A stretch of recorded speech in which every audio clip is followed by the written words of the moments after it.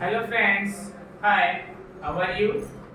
आई hope आप सभी अच्छे होंगे और आपके घर परिवार में भी सभी अच्छे होंगे। और आप सभी का स्वागत है आपके अपने इस YouTube channel Aryan study point में। दोस्तों, आज मैं आप लोगों को जो टेंस होता है, टेंस पे एक लेक्चर दूंगा, ठीक है? तो आइए हम लोग स्टार्ट करते हैं। और यदि आप हमारे इस चैनल पे नए हैं तो चैनल को लाइक, सब्सक्राइब और ज़्यादा ज़्यादा अपने फ्रेंड्स के साथ शेयर जरूर कीजिए, ठीक है? हम बात करते हैं टेंस की। देखिए, टेंस क्या होता है?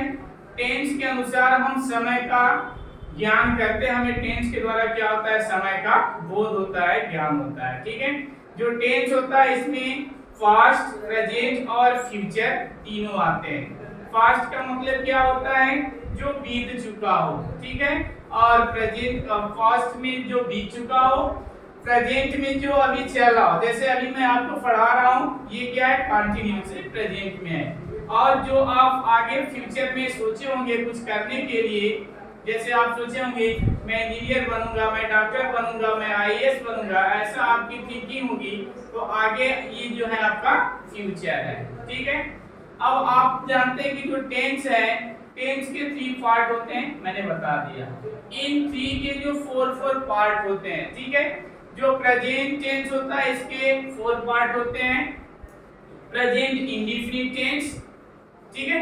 प्रेजेंट इंडेफिनिट टेंस जो होता है इसका पहचान होता है जिस भी सेंटेंस में, अगर हिंदी में आपको वाक्य दिया गया है तो जिस भी वाक्य के अंत में ता है, ती है, ते है आएगा, उसे आप क्या कहेंगे? प्रेजेंट इंडेफिनिट टेंस, ठीक है?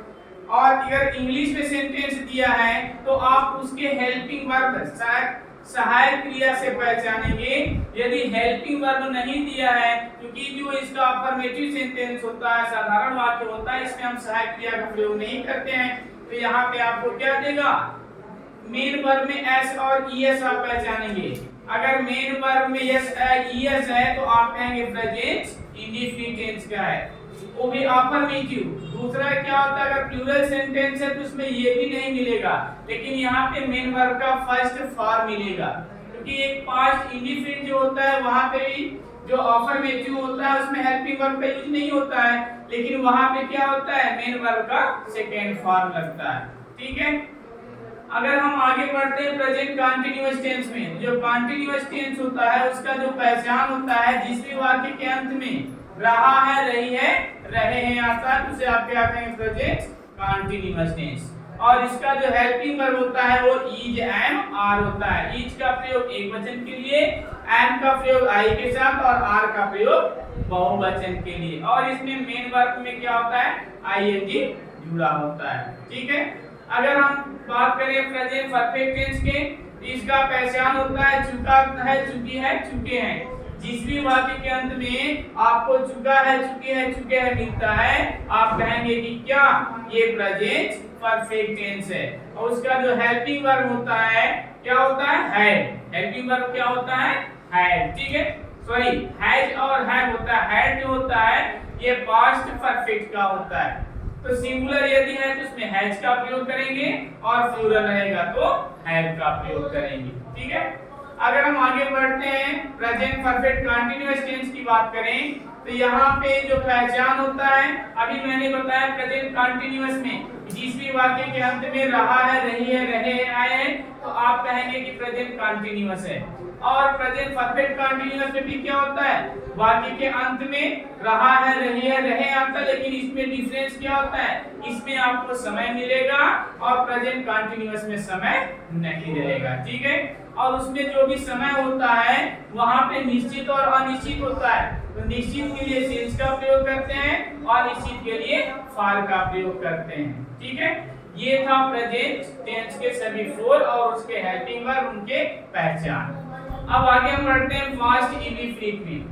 जो पास्ट इंडेफिनिट टेंस होता है उसका हेल्पिंग वर्ब होता है डिड, है ना? और उसका जो पहचान होता है क्या होता है? ता, था, ती, थी, ते, थे, या फिर आपको या ये भी मिलता है, गया, गए, गई होता है, ठीक है? तो इस प्रकार से आप पहचाने। अगर इंग्लिश में दिया है तो आप किससे पहचानेंगे? हेल्पिंग वर्ब से। अगर हेल्पिंग वर्ब वहां पे डिड है तो आप पहचानेंगे कि ये पास्ट इंडेफिनिट टेंस है।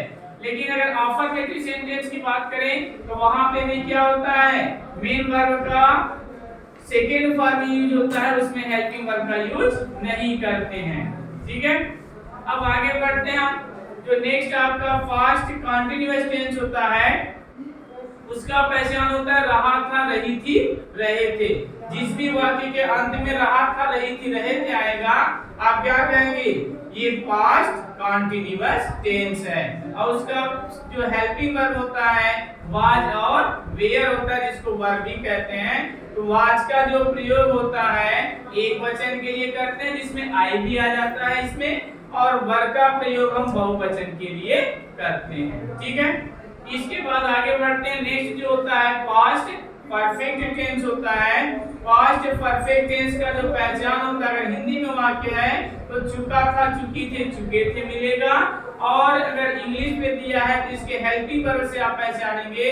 हेल्पिंग वर्ब क्या होता है, हैड होता है, और मेन वर्ब का थर्ड फॉर्म लगता है, क्योंकि मेन वर्ब का जो थर्ड फॉर्म होता है सभी के पास्ट में यूज होता है। सभी के पास्ट परफेक्ट में या परफेक्ट जितने भी होंगे उसमें यूज होता है। ठीक है, और नेक्स्ट अगर हम आगे बढ़ते हैं तो पास्ट परफेक्ट कंटीन्यूअस की बात करते हैं।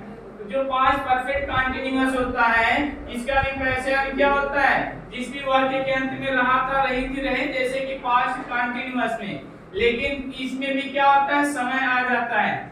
यदि रहा था, रही थी के साथ समय आया, ये आपका होगा पास्ट परफेक्ट कंटीन्यूअस टेंस। अगर समय नहीं आएगा तो क्या हो जाएगा, पास्ट परफेक्ट टेंस। और इसका जो हेल्पिंग वर्ब होता है ये क्या होता है, हैड बीन होता है। जो पास्ट आपका परफेक्ट टेंस होता है इसका हेल्पिंग वर्ब हैड बीन होता है। ठीक है, नेक्स्ट हम बात करते हैं फ्यूचर का। जो फ्यूचर टेंस होता है इसके भी 4 पार्ट होते हैं। ठीक है, जो फ्यूचर इंडेफिनिट होता है फर्स्ट, उसका जो पहचान होता है जिस भी वाक्य के अंत में आपको क्या मिलेगा, गा गे गी मिलेगा। यदि वाक्य के अंत में गा गे गी मिलेगा तो आप क्या कहेंगे, ये पास्ट फ्यूचर इंडेफिनिट टेंस है। इसका जो हेल्पिंग वर्ब होता है विल, शैल होता है। विल का यूज क्या होता है, शैल का यूज केवल आई भी के साथ, कहीं कहीं आपको आई के साथ आपको विल भी मिलेगा, बाकी सभी के साथ आप क्या करते हैं, विल का यूज। ठीक है, शैल का यूज केवल आप आई और वी के साथ करेंगे।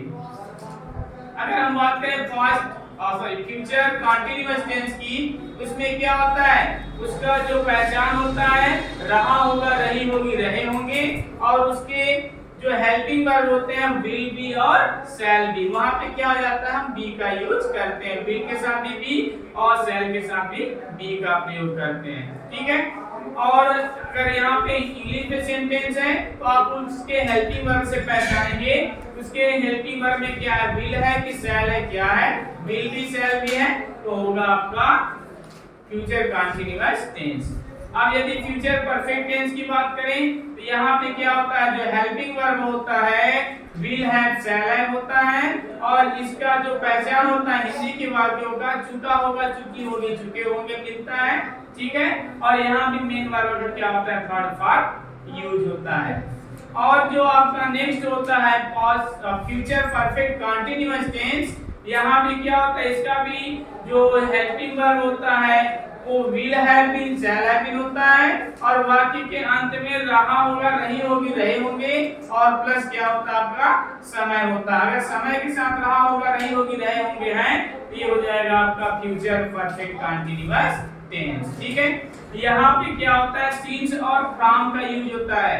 आर के प्लेस पे क्या होता है, फ्रॉम का यूज होता है। ठीक है, तो ये था आपके इस टेंस के टॉपिक पे उससे रिलेटेड एक लेक्चर। Thank you.